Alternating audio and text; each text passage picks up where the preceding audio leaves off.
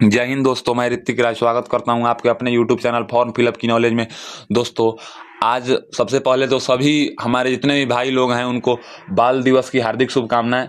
और आज का जो वीडियो है, इस वीडियो में मैं आप लोगों को बताऊंगा कि बिहार पुलिस में जो मद्य निषेध कांस्टेबल 689 पोस्ट पे फॉर्म निकला है, उसका ऑनलाइन फॉर्म हम लोग कैसे भरें, A to Z पूरी प्रक्रिया। दोस्तों, मैं जो भी फॉर्म भर के दिखाता हूं अपने मोबाइल फोन से दिखाता हूं, ना कि लैपटॉप से, क्योंकि लैपटॉप महंगा आता है तो सभी बच्चे खरीद नहीं पाएंगे। तो अपने मोबाइल फोन से बिना साइबर कैफे गए आप किसी भी फॉर्म को भर सकते हैं। अगर मेरे चैनल को सब्सक्राइब करके और बेल आइकन को मतलब दबाए हैं और ऑल नोटिफिकेशन को ऑल किए हैं, तो किसी भी प्रकार का फॉर्म हो आप मेरे से कांटेक्ट कर सकते हैं और मेरे चैनल पे देख सकते हैं कि फॉर्म कैसे भरें। तो आपको अपना गूगल क्रोम ओपन करना है और उस पर लिखना है CSBC। देखिए, आपको CSBC लिखकर जैसे ही आप सर्च करेंगे, अब जैसे ही आप CSBC लिखकर सर्च करेंगे तो यहाँ पे आएगा www.csbc.bih। BIH का मतलब होता है बिहार.nic.in। इस पे आपको क्लिक करना है। अब जैसे ही आप इस पे क्लिक करेंगे तो आपके सामने देखिए यहाँ पे ये टैब खुल जाएगा, central selection board of constable. ये जो सिलेक्शन है ये बिहार का है। तो यहाँ पे देखिए Bihar police, Bihar fire service, ये में देखिए। तो अभी किस चीज में फॉर्म निकला है, तो यहाँ पे मद्य निषेध में फॉर्म निकला है। तो इसका इंग्लिश ये होता है। हम इस पे क्लिक करेंगे और इस पे क्लिक करने के बाद यहाँ पे देखिए online application, click here to submitted your online application. यहाँ पे देखिए 12/11/2022 को इसका एडवर्टाइजमेंट यानी कि नोटिफिकेशन आया है कांस्टेबल में 689 पोस्ट पे। तो अगर आपको नोटिफिकेशन डाउनलोड करके पढ़ना है तो यहाँ पे आप 12/11 के सामने क्लिक कर लीजिएगा। अगर ऑनलाइन आवेदन देना है तो क्लिक हेयर टू ऑनलाइन आवेदन पे यहाँ पे क्लिक कीजिएगा। अब जैसे ही आप इस पे क्लिक करेंगे तो आपके सामने एक ऐसा फेस खुल के आएगा, यहाँ पे central selection board constable Bihar Patna. तो यहाँ पे देखिए सबसे पहले आपको रजिस्ट्रेशन फॉर्म पे क्लिक करना है।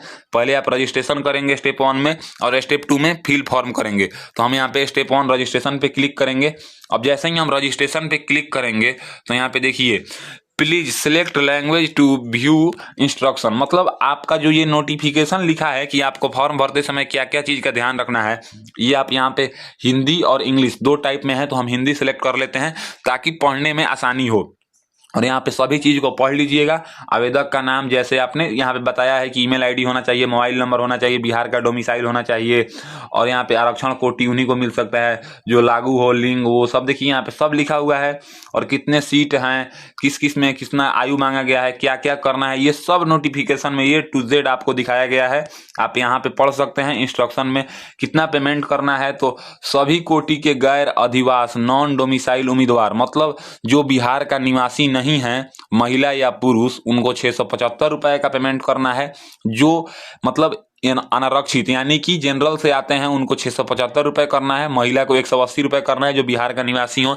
EWS को 675 रुपए, EBC BC को 675, SC ST को 180, बिहार राज्य के ट्रांसजेंडर को 180। अब इसको स्क्रॉल करके हम ऊपर आएंगे। ऊपर आने के बाद यहाँ पे देखिए घोषणा को इसको टिक करना है। टिक करने के बाद proceed to registration and payment पे क्लिक करना है।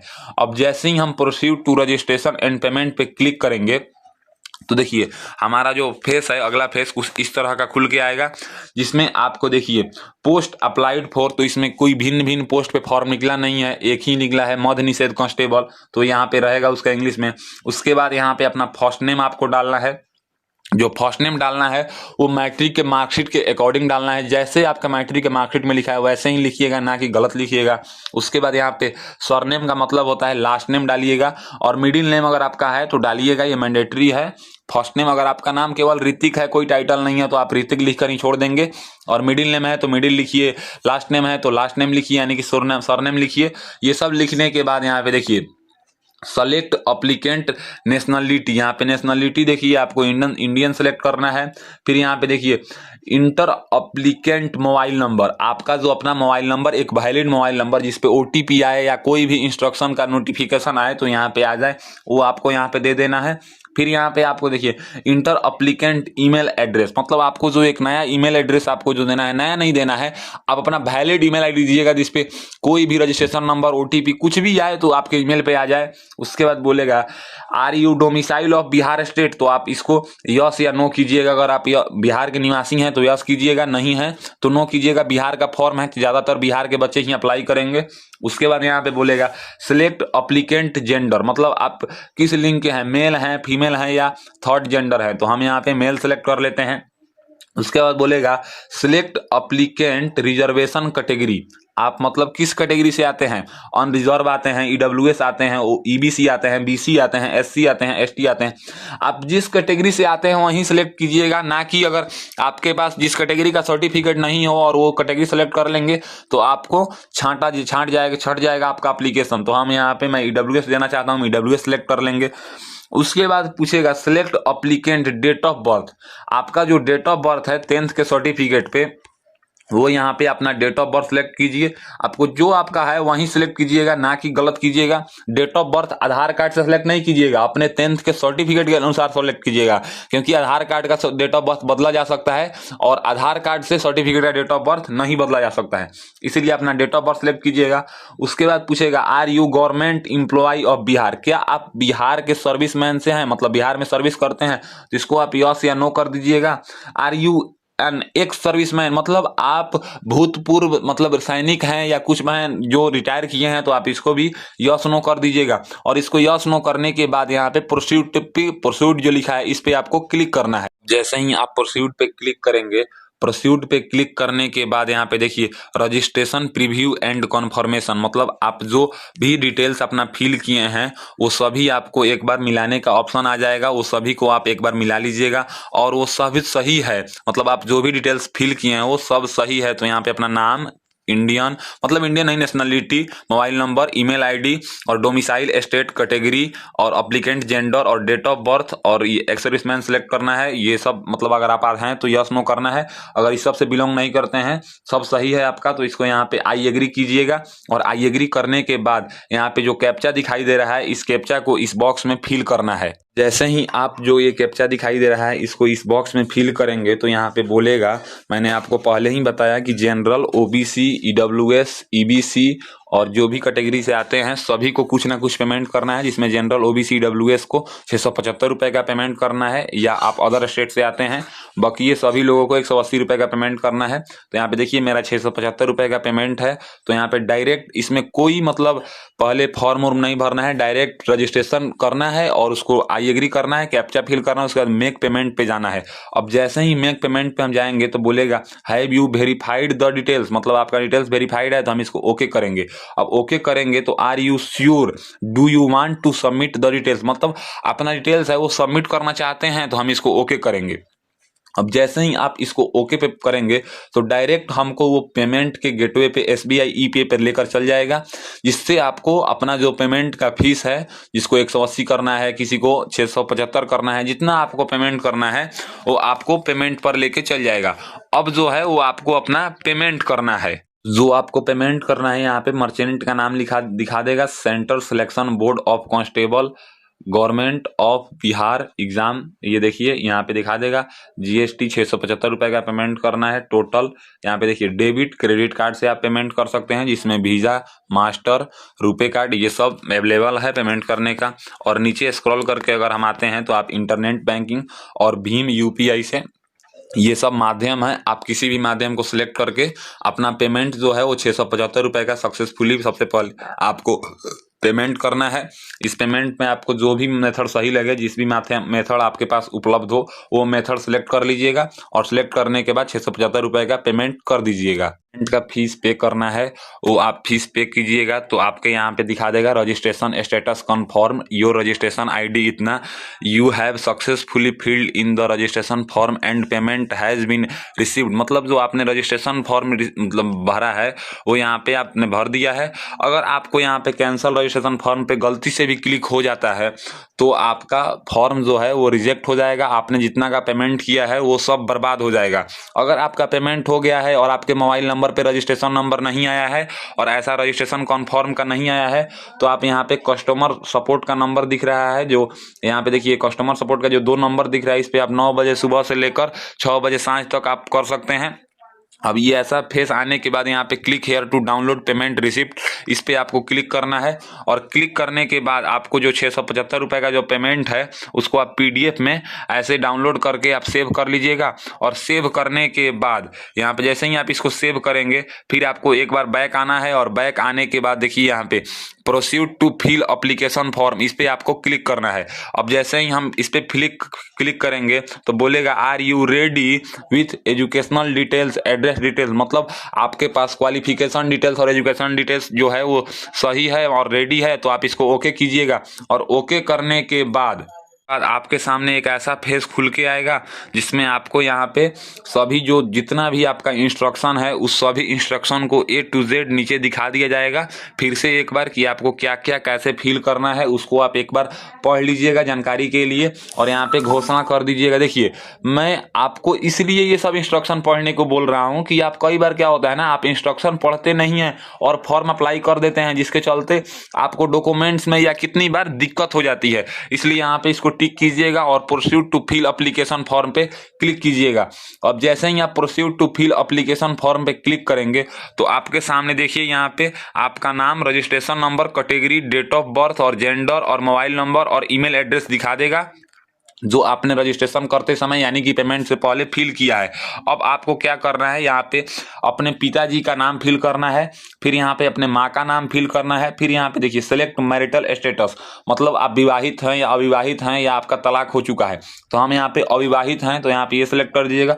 उसके बाद बोल रहा है इंटर आइडेंटिफिकेशन मार्क, मतलब आपका कहीं अगर कटा उटा का निशान है तो यहाँ पे मेंशन कीजिएगा। उसके बाद बोल रहा है are you wards of freedom fighter, मतलब आप फ्रीडम फाइटर से बिलोंग करते हैं या आपके पिता माता कोई है, तो यहाँ पे इसको यस या नो कीजिएगा। तो हम मेरे घर से कोई नहीं है या मैं हूं तो यहाँ पे नो कर देंगे। उसके बाद यहाँ पे बोल रहा है कि देखिए matric 10th SSC matric equivalent, जिसको इसको मतलब मैट्रिक लेवल का आपने मैट्रिक जो पढ़ाई किया है वो नेम ऑफ द स्कूल या बोर्ड या यूनिवर्सिटी या इंस्टीट्यूट आप जिस भी बोर्ड से किए हैं वो यहाँ पे लिखिएगा। और पासिंग सर्टिफिकेट नंबर या मार्कशीट नंबर आप दोनों में से कोई एक चीज लिख सकते हैं। उसके बाद यहाँ पे सर्टिफिकेट इशू डेट, मतलब जो आपका सर्टिफिकेट इशू हुआ है वो किस डेट को हुआ है वो यहाँ पे आप लोग को लिखना है। सबसे पहले यहाँ पे डेट सेलेक्ट करना है, मैं डमी के तौर पे बता रहा हूं, कुछ भी आप डेट ईयर मंथ जो भी आपको सेलेक्ट करना है वो कर लीजिएगा। फिर आपको इंटरमीडिएट, ये दोनों भरना सभी के लिए मैंडेटरी है। आप किसी भी कैटेगरी से आते हैं, किसी भी राज्य से आते हैं, अगर फॉर्म फिल करते हैं तो आपको मैट्रिक और इंटर भरना है क्योंकि इंटर बेसिस में ही ये फॉर्म है। फिर यहाँ पे बोर्ड का नाम लिखिएगा इंटर में भी, और बोर्ड का नाम लिखने के बाद यहाँ पे अपना पासिंग सर्टिफिकेट नंबर लिखिएगा या मार्कशीट नंबर लिखिएगा। और यहाँ पे जो आपको डेट है, जो भी आपके डेट मार्कशीट पे है या पासिंग सर्टिफिकेट पे है। अब देखिए क्या है ना कि आप अगर यहाँ पे मार्कशीट नंबर लिखते हैं तो जो यहाँ पे मार्कशीट इशू डेट है वहीं लिखिएगा। अगर यहाँ पे सर्टिफिकेट नंबर लिखते हैं तो जो सर्टिफिकेट इशू डेट है वहीं लिखिएगा, ना कि यहाँ पे मार्कशीट नंबर लिख दीजिएगा और यहाँ पे सर्टिफिकेट इशू डेट लिख दीजिएगा। दोनों सेम होना चाहिए। अगर जिस चीज का नंबर लिख रहे हैं वो इशू डेट यहाँ पे होना चाहिए। अगर आप ग्रेजुएशन किए हैं तो यहाँ पे ऑप्शनल है दीजिएगा, नहीं तो यहाँ पे नोट अप्लीकेबल रहेगा ही पहले से। पोस्ट ग्रेजुएशन किए हैं तो दीजिएगा, नहीं तो नहीं रहेगा, मतलब वो नहीं छोड़ दीजिएगा। उसके बाद यहाँ पे देखिए अपना हाउस, फ्लैट, प्लॉट नंबर दीजिएगा। उसके बाद स्ट्रीट, मोहल्ला दीजिएगा, विलेज, टाउन दीजिएगा, नियरेस्ट पोस्ट ऑफिस दीजिएगा, स्टेट दीजिएगा, डिस्ट्रिक्ट दीजिएगा, पिन कोड दीजिएगा। उसके बाद बोलेगा whether it is same as permanent address, मतलब आपका परमानेंट और एड्रेस और प्रेजेंट एड्रेस सेम है तो यहाँ पे यस पे क्लिक कर दीजिएगा। और यहाँ पे आएंगे हम तो पूछेगा हैव यू एवरी बीन, मतलब ये देखिए UPSC, SSC और SPSC any recruitment board form, मतलब आपको इस एग्जाम में आप बैठे हैं या मतलब आप बैठे हैं चाहे आपको निष्कासित किया गया है, नहीं मतलब बैठे हैं तो आप इसको यस या नो कर दीजिएगा अपने अकॉर्डिंग। उसके बाद बोलेगा क्रिमिनल प्रोसीड इफ एनी, मतलब आपके ऊपर कोई क्रिमिनल केस है तो आप इसको यस या नो कर दीजिएगा। अगर है तो यस, नहीं है तो नो। तो ध्यान रहे जो डिफेंस में वही लोग जा सकते हैं जिनके ऊपर कोई केस उस ना हो। उसके बाद बोलेगा whether any criminal complaint case और FIR और क्रिमिनल केस मतलब पेंडिंग अगेंस्ट, मतलब कोई भी केस आपके ऊपर है तो ये सब को आपको नो ही करना है, आप नो कर दीजिएगा। उसके बाद बोलेगा have you ever been arrested details in any criminal, मतलब आपको कभी अरेस्ट किया गया है तो आप इसको भी यस या नो कर दीजिएगा।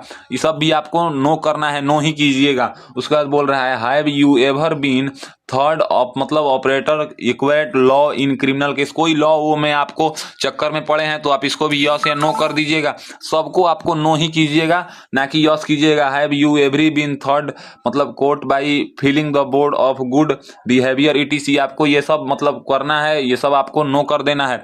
ये सब नो करने के बाद आपका जो देखिए यहाँ पे एक फोटो और एक हिंदी का सिग्नेचर और एक इंग्लिश का सिग्नेचर, देखिए कलर पासपोर्ट साइज फोटोग्राफ होना चाहिए। जो फोटोग्राफ होना चाहिए वो JPG और PNG में होना चाहिए। 25 KB से कम का फोटो होना चाहिए। और यहाँ पे देखिए सिग्नेचर जो होना चाहिए वो भी 25 KB से कम का होना चाहिए, इंग्लिश सिग्नेचर और हिंदी सिग्नेचर। तो आपको क्या करना है कि यहाँ पे जो फोटो के नीचे यहाँ पे फोटो का फॉर्मेट बनाया गया है, इसके नीचे यहाँ पे चूज फाइल का ऑप्शन है, इस पे आपको क्लिक करना है और अपने फाइल में जाके आपको जो भी फोटो अपलोड करना है, जैसे मतलब जो भी 25 KB से कम का फोटो हो, जैसे जो आपको अपलोड करना है मैं आपको दिखा रहा हूँ। जैसे देखिए जो फोटो आपको अपलोड करना है वो आप फोटो आप सिलेक्ट कर लेंगे। जैसे ये मेरा फोटो जो है वो 24 KB का है, यानी कि 25 KB से कम का है, तो हम इस पे सिलेक्ट करेंगे और इस पे सिलेक्ट करने के बाद ही मेरा ये फोटो है वो अपलोड हो जाएगा। देखिए फोटो कैसा अपलोड करना है, ऐसा ही फोटो आपको अपलोड करना है। फिर यहाँ पे देखिए अपलोड इंग्लिश सिग्नेचर, ये भी 25 KB से कम होना चाहिए। अपलोड हिंदी सिग्नेचर, ये भी 25 KB से कम का होना चाहिए। तो हम यहाँ पे अपलोड इंग्लिश सिग्नेचर पे क्लिक करेंगे और जो भी आपका मतलब 25 KB से कम का इंग्लिश सिग्नेचर है वो आप अपलोड कर दीजिएगा। एक बात ध्यान रखिएगा, हम जो भी चीज इसमें बता रहे हैं ये सब डम्मी के तौर पे बता रहे हैं, आप लोग मेरा नकल मत कीजिएगा। और आप लोग जो फिल कीजिएगा वो सीरियस से एप्लीकेशन फॉर्म फिल कीजिएगा, वीडियो को स्किप मत कीजिएगा, A to Z मतलब अच्छे से देख के फिल ही कीजिएगा।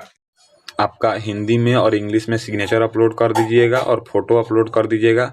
ये सब अपलोड करने के बाद आप ऊपर में जितना भी डिटेल्स आप फिल किए हैं वो सबको एक बार मिला लीजिएगा। सबको मिलाने के बाद अगर सब सही है तो आपको यहाँ पे प्रोसीड पे क्लिक करना है। अगर कुछ गलत है तो उसको अभी ही सुधार कर लेना है, बाद में सुधार नहीं होगा। तो यहाँ पे हम प्रोसीड पे क्लिक करेंगे। जैसे ही आप प्रोसीड पे क्लिक करेंगे तो आप जितना भी डिटेल्स फिल किए हैं वो सभी आपके सामने खुल के आ जाएगा। एक बार आप उसको अच्छे से मिला लीजिएगा। अगर कहीं भी आपको डाउट लगता है तो आप उसको अभी एडिट कर सकते हैं, बाद में आपको एडिट करने का ऑप्शन जो है वो नहीं मिलेगा। एक बार आप अच्छे से मिला लीजिएगा और मिलाने के बाद इसको आपको स्क्रॉल करके आना है, जो भी आपका फोटो है सिग्नेचर वो सभी को मिला लीजिएगा और यहाँ पे घोषणा पे टिक करना है। और टिक करने के बाद जो यहाँ पे कैप्चा दिखाई दे रहा है सिक्योरिटी कोड, इसको इस बॉक्स में फिल करना है। और यहाँ पे जो कैप्चा है उस कैप्चा को फिल करने के बाद आपको यहाँ पे सबमिट एप्लीकेशन पे क्लिक करना है। देखिए सबमिट एप्लीकेशन पे आप क्लिक करने के बाद आप कुछ भी सुधार नहीं कर सकते हैं और पेमेंट जो है वो काफ़ी महंगा है, 675 रुपये, यानी कि 700 रुपये का पेमेंट है। इसलिए बारीकी से वीडियो को बिना स्किप किए एक एक चीज़ को समझ कर ही आप सिलेक्ट कीजिएगा और भरिएगा। सभी चीज़ सही है तो यहाँ पे सबमिट एप्लीकेशन पे क्लिक कीजिएगा। उसके बाद बोलेगा यहाँ पे have you verified the details, मतलब जो आपका डिटेल्स है वो सब सही है। तो यहाँ पे देखिए है, तो इसको ओके कीजिएगा और ओके करने के बाद पूछेगा are you sure do you want to submit the application form, तो इसको भी आप ओके कीजिएगा। और ओके करने के बाद यहाँ पे देखिए जो आपका एप्लीकेशन फॉर्म है वो सबमिट एप्लीकेशन पे आपको क्लिक करना है। सभी चीज़ को कैप्चा उपचा फिल करने के बाद यहाँ पे सबमिट पे क्लिक कीजिएगा। Have you verified the details, तो आप इसको ओके कीजिएगा। Are you sure do you want to submit this application form, इसको भी आपको ओके करना है। ये सब ओके करने के बाद जो है ना आपका देखिए यहाँ पे the application form is provisionally accepted, इसका कहने का मतलब है कि आप वेरीफाई किया जाएगा। एक बार रिजेक्शन लिस्ट आता है, रिजेक्शन लिस्ट आने के बाद आपका जो है ना एप्लीकेशन फॉर्म सक्सेसफुली सबमिट दिखा देगा, मतलब अभी आपका सक्सेसफुली अप्लाई हो चुका है। ये प्रोविजनली एक्सेप्टेड इसलिए दिखाता है कि तत्काल में एक्सेप्ट है, अगर आप कुछ गलत फिल किए हैं तो आपको ये रिजेक्ट भी कर दिया जाएगा। ये देखने के बाद आप यहाँ पे प्रिंट नॉलेजमेंट पे क्लिक कीजिएगा और प्रिंट नॉलेजमेंट क्लिक करने के बाद जो आपका जो फॉर्म है वो 1 पेज का फॉर्म है, आप इसको प्रिंट कर लीजिएगा। और प्रिंट करने के बाद यहाँ से आपको सेव कर लेना है और सेव करने के बाद देखिए तो दोस्तों आपको पता चल गया है कि बिहार पुलिस मद्य निषेध कांस्टेबल का ऑनलाइन फॉर्म हम कैसे भरें। दोस्तों अगर मेरी दी हुई जानकारी आपको पसंद आती है तो मेरे वीडियो को लाइक कीजिएगा और ऐसे ही इन्फॉर्मेटिव वीडियो के लिए मेरे चैनल को सब्सक्राइब कीजिएगा। बीच बीच में आप लोगों को डिस्टर्ब भी होना पड़ रहा है क्योंकि ये बार बार नोटिफिकेशन आ रहा है, क्योंकि मैं मोबाइल फ़ोन से ही एप्लीकेशन फॉर्म बना के भर के वीडियो बनाता हूँ, इसलिए इस बात के लिए मुझे आप लोग क्षमा कर दीजिएगा और देखते रहिए मेरा यूट्यूब चैनल फॉर्म फिलअप की नॉलेज।